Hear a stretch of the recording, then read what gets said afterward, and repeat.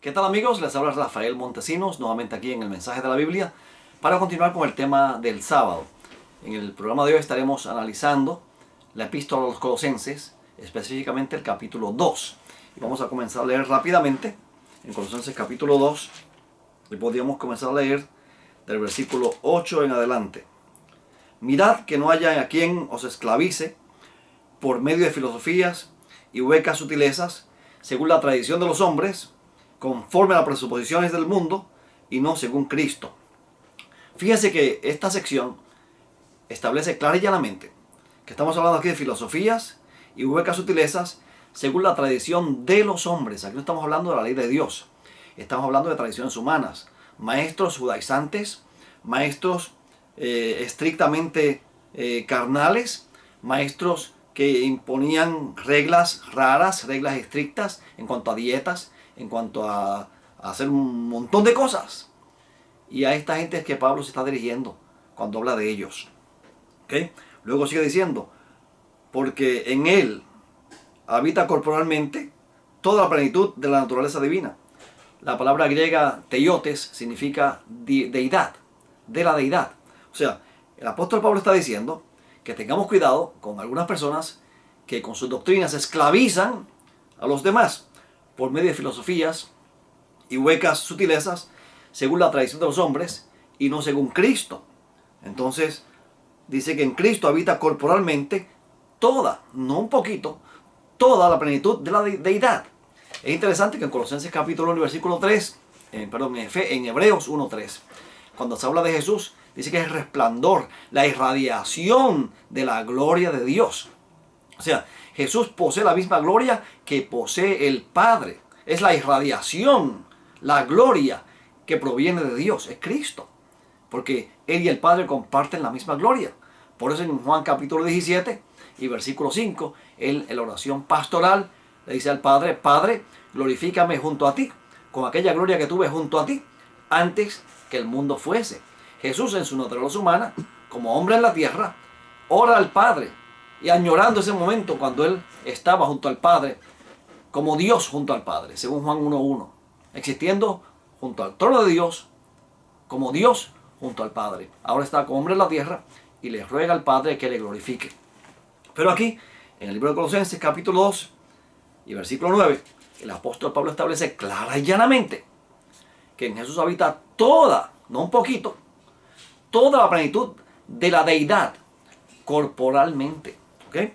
Versículo 10, y seguimos leyendo para ir viendo el contexto de los versículos 14 y 16, que son los versículos claves, los versículos que muchas veces la gente malinterpreta y cita mucho para decir que el sábado no hay que guardarlo. Vamos a ver qué realmente dice allí cuando lleguemos a esos versículos. Pendiente. Versículo 10. Dice aquí en el versículo 10, y habéis sido hechos completos en Él. O sea, la palabra griega que se usa por completos implica que estamos cumplidos. Cumplidos. O sea, el cumplimiento que tú necesitas, el cumplimiento de la ley que tú necesitas para ser justificado, lo tienes en Cristo por la fe. Y es tan tuyo como si tú lo hubieras vivido. En Romanos 2:13 dice que solamente los hacedores de la ley serán justificados. Pero nosotros no tenemos la capacidad en nuestra naturaleza divina de cumplir la ley para alcanzar la justificación. Porque no podemos darle a la ley la justicia que ésta demanda de nosotros, porque según Romanos 8:7 es imposible para nuestra carne, porque nuestra carne no se sujeta a la ley de Dios, ya que ni siquiera puede. Así que entonces, por eso es que la salvación es por la fe. El otro día dialogaba en Facebook con un amigo de otra denominación que no voy a mencionar porque no me gusta aquí criticar ni atacar religiones ni iglesias. Respeto todas las iglesias, respeto todas las denominaciones y no estoy aquí para criticar ni para juzgar ni para condenar a nadie. Presento la verdad como está en la Biblia, comparo puntos de vista de diferentes iglesias, eso sí lo hacemos, pero con respeto, sin criticar y sin atacar, y usted decide qué es lo que dice la Biblia, que realmente concuerda con la palabra de Dios. Y este individuo me decía que la justificación se alcanza por fe más obras. Y yo le decía, no señor, la justificación por la fe es, como lo dice la palabra, justificación por la fe, sin mediar las obras de la ley. ¿Sabe por qué? Porque usted no puede, bajo ninguna circunstancia, producir una justicia que equipare la justicia que la ley exige de nosotros para justificarnos. Por eso Dios tuvo que enviar a Cristo. Cristo cumplió la ley perfectamente en esta tierra, en su naturaleza humana. Cuando tú aceptas a Cristo como Salvador personal, Dios te otorga la justicia, la obediencia perfecta de Cristo. Y es tan tuya como si tú lo hubieras vivido. Así de poderosa es la fe. Seguimos leyendo el versículo 10 otra vez.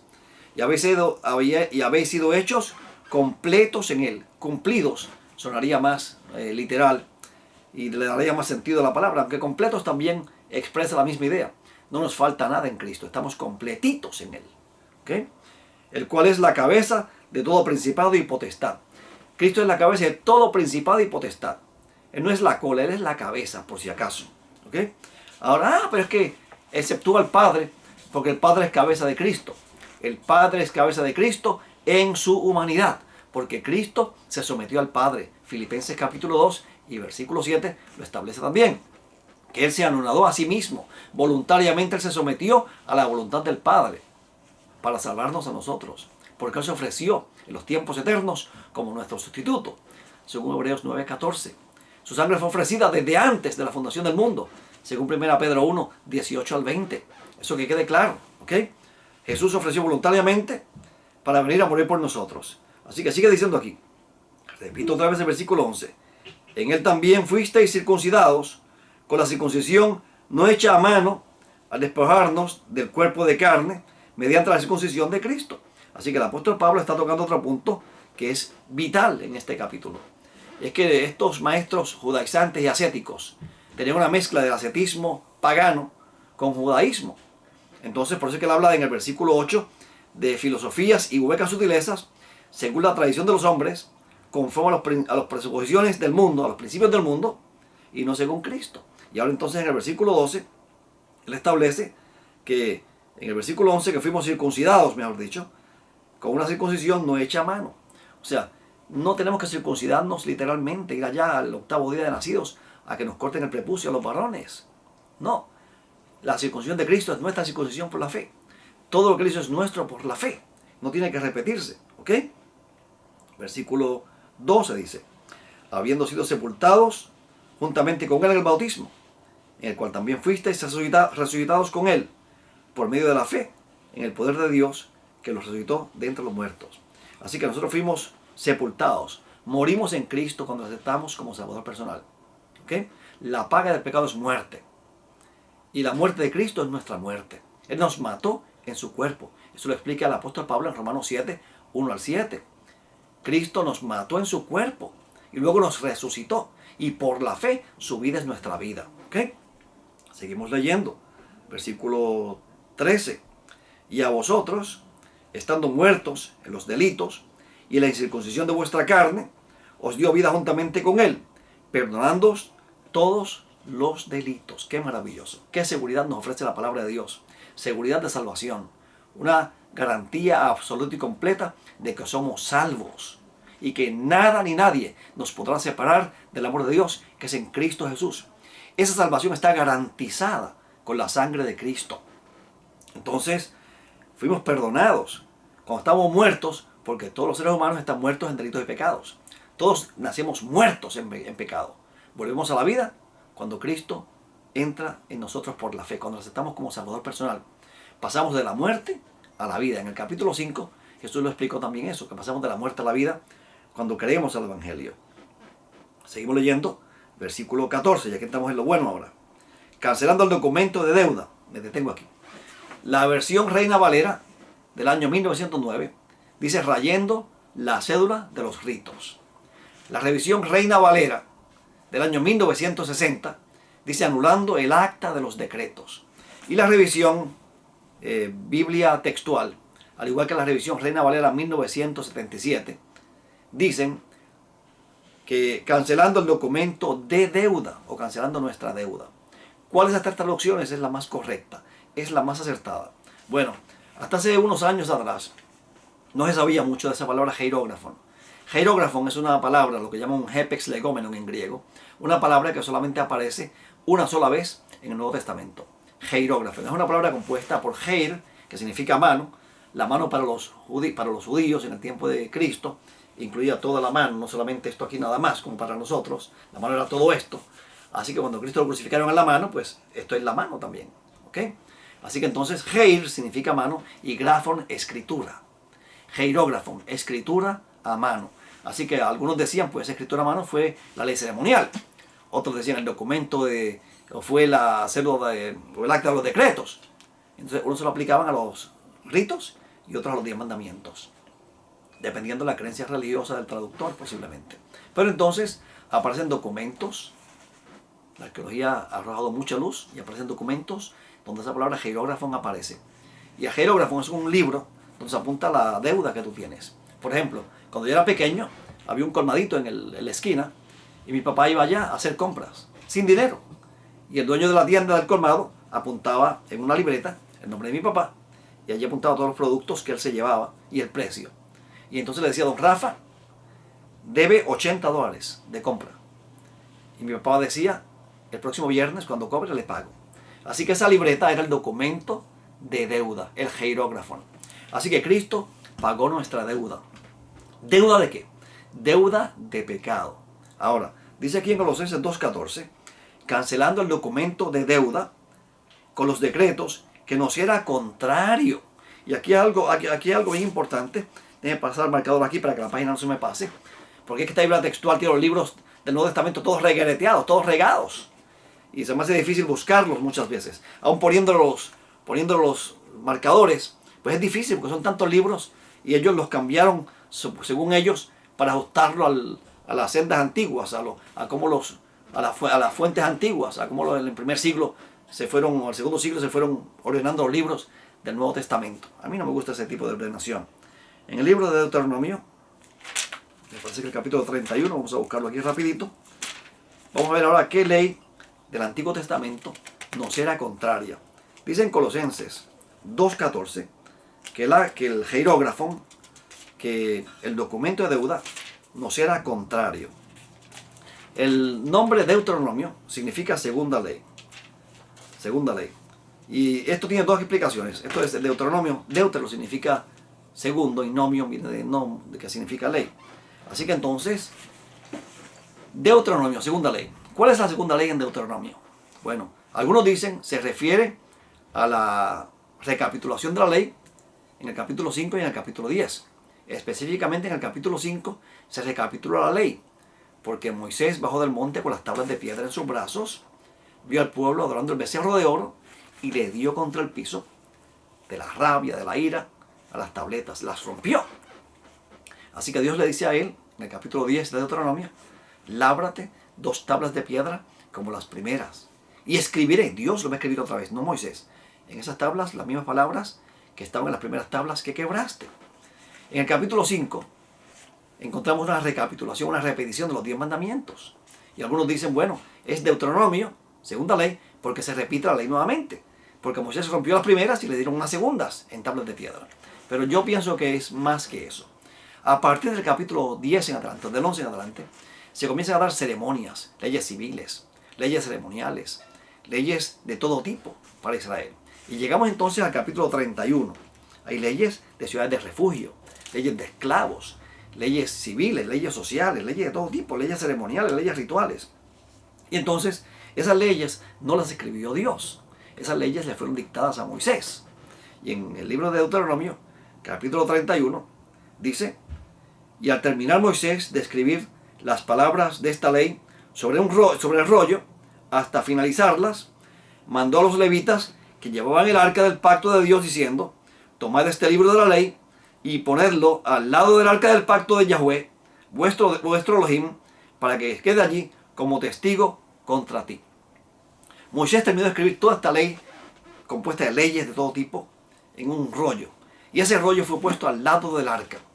Según Deuteronomio capítulo 10, versículos 1 al 5, el decálogo, escrito, los 10 mandamientos, escrito en tablas de piedra, fue puesto dentro del arca, que era el mueble que estaba en el lugar santísimo, detrás del velo.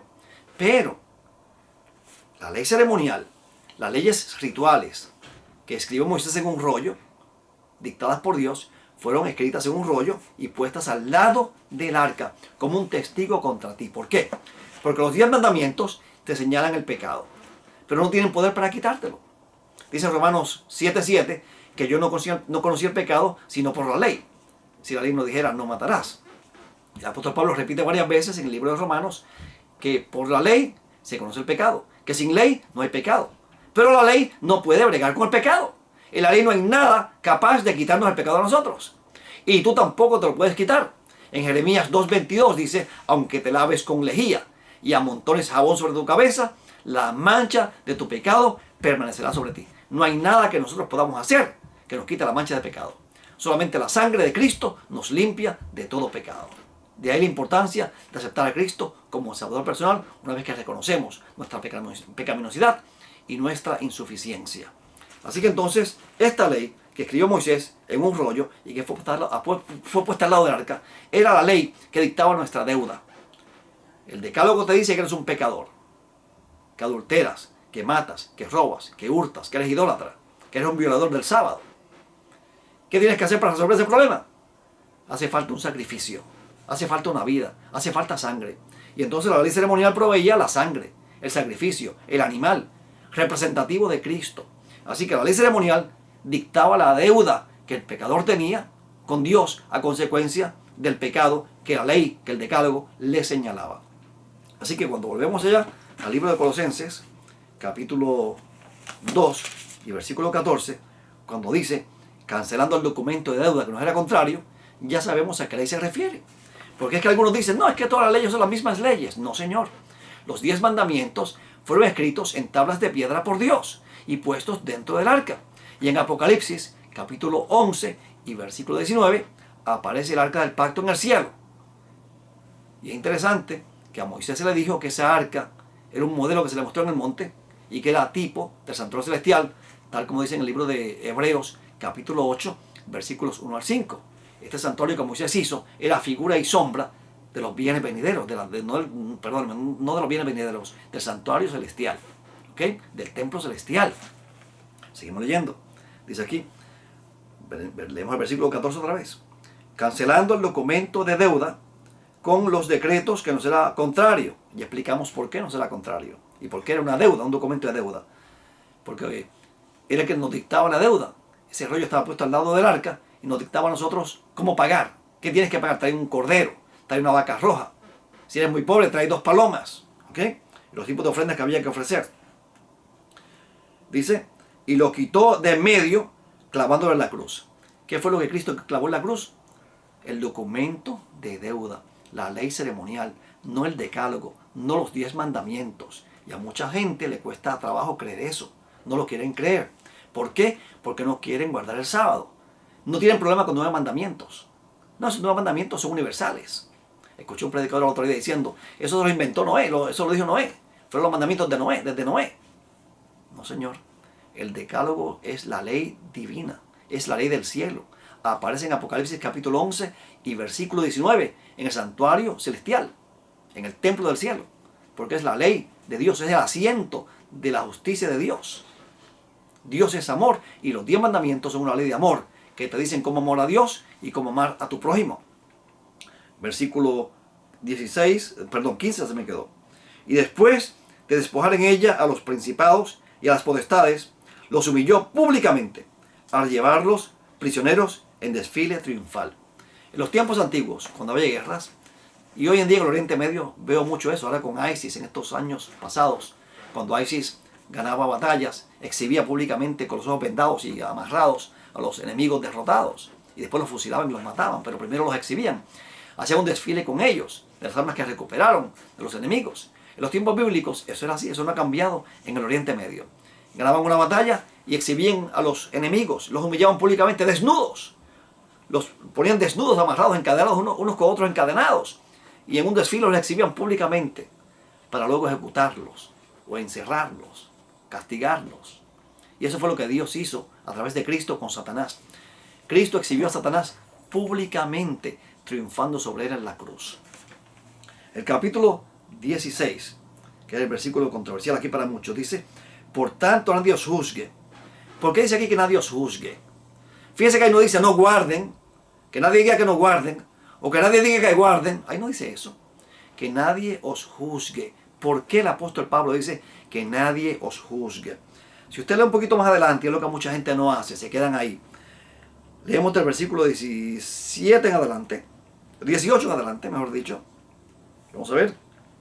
Que nadie emita juicio, que nadie os juzgue, que nadie emita juicio contra vosotros, simulando humildad y culto a los ángeles, presumiendo lo que ha visto, vanamente hinchado por su propia mente carnal, y no sosteniendo la cabeza, de la que todo el cuerpo sigue siendo nutrido y unido por las coyunturas y ligamentos, este se desarrolla con el crecimiento de Dios. Seguimos leyendo en el versículo 20.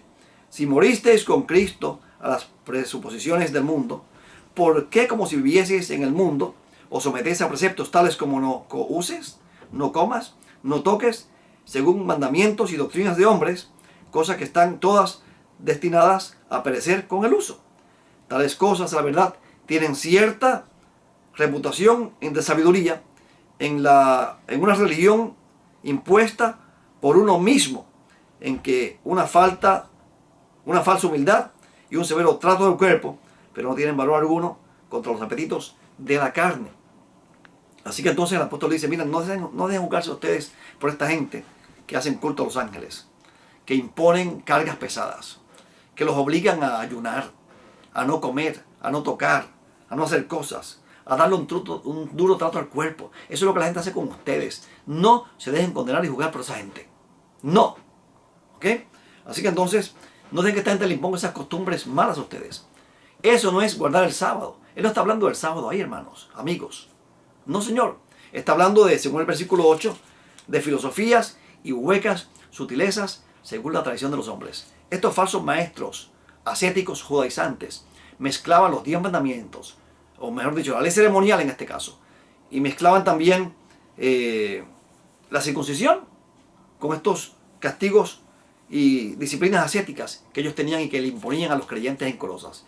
Y contra eso es que Pablo se está revelando. En el próximo programa continuaremos con el versículo 16, porque el tiempo se nos acabó. No tenemos tiempo para más. Será hasta el próximo programa y que Dios te bendiga y te guarde.